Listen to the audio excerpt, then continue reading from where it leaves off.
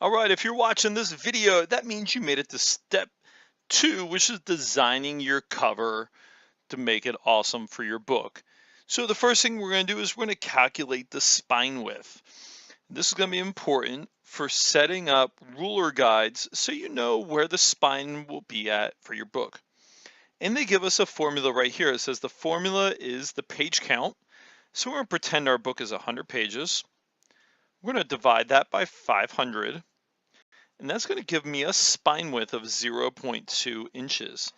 That's going to be important for our next step in our designing the book. Now that we've figured out our spine width, we need to add ruler guides for our spine. And so you can already have this awesome Word template or a publisher template open. It gave us most of the ruler guides. And so here you have the top parts of your book, the bottom part, and the sides here. So this is the area that you have to fill, but see a center line right here? That is right in the middle of your book. And so this is what we're going to do to set up our ruler guides for our spine.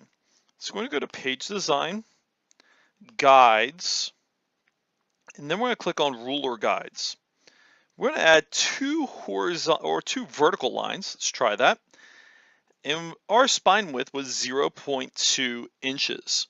So what we're going to do in order to get our spine right in the middle, we're going to add two ruler guides. Our first one is going to be at 8.4 inches. So we're going to set that one, and then we're going to set one for 8.6 inches.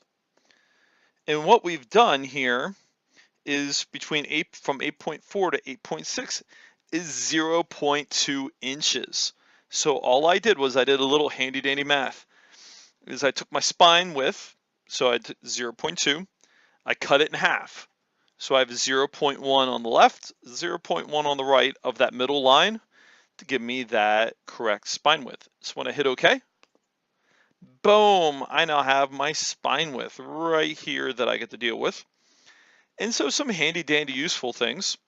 So say if you want to put text on your spine. And so what I'm going to do is I'm going to go to, let's see if I can find it.